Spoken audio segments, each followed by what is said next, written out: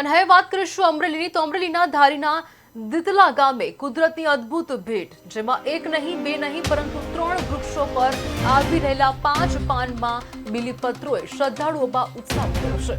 શ્રાવણ માસમાં શિવ ભક્તોનું આકર્ષણ બન્યું છે આ અનોખું તીર્થ સમાન સ્થળ ધારી તાલુકાના દિતલા ગામે ખેડૂત ઉકાભાઈ ભટ્ટીની વાડીમાં આવેલ 3 બીલીપત્રના વૃક્ષોમાંથી કાયમ 5 પાનમાં બીલીપત્ર દેખાઈ રહ્યા છે।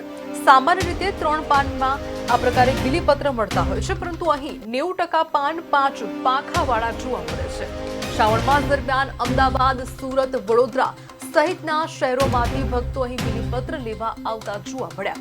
ઉકાભાઈ ભટ્ટી શિવ ભક્તોને નિઃશુલ્ક બીલીપત્ર આપે છે અને અનેક મંદિરોમાં જાતે મોકલે છે। 5 પાનનું બીલીપત્ર ભગવાન શિવના 5 મુખનું પ્રતીક માનવામાં આવે છે।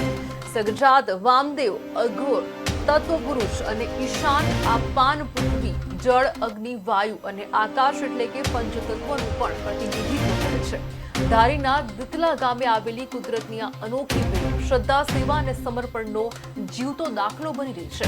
શ્રાવણમાં શિવ ભક્તો માટે આ સ્થળ અદ્ભુત આધ્યાત્મિક આનંદ આપે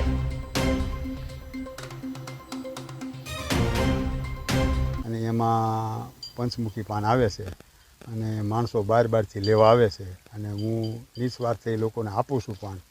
રાજકોટ, અમદાવાદ, સુરત જ્યાંથી જે પાન લેવા આવે છે અને બધાને પાનનું જબલું બનાવી 11 પાનનું જબલું બનાવીને હું એને આપું છું કે 21 પર્ણનું બીલીપત્ર રાવણે ભગવાન મહાદેવને અર્પિત કર્યું હતું પણ એ મારી આ ઉંમર સુધીમાં મને અત્યારે તો દુર્લભ છે એમનું દર્શન નથી થયું પણ આ ઉકાભાઈ અમારી પાર્થિવ પૂજાની અંદર દર શ્રાવણ માસની અંદર એકાદશ એટલે 11 મુખી બીલવપત્ર અમને પહોંચાડે છે અને આ પરિવારે આ બીલવાનું બહુ જતન કરી અને જગતને ભગવાન શિવ પૂજાનો માહિતો સંદેશો આપેલો છે, માહિતી મોકલાવેલી છે અને ભગવાન શિવની પૂજાના માટે આખા ભારત વર્ષને કહું છું અને ભારતના તમામ જનજનના શિવ જનજન સુધી શિવ ઉપાસના પહોંચે એ માટે 3 પાનના બીલવપત્ર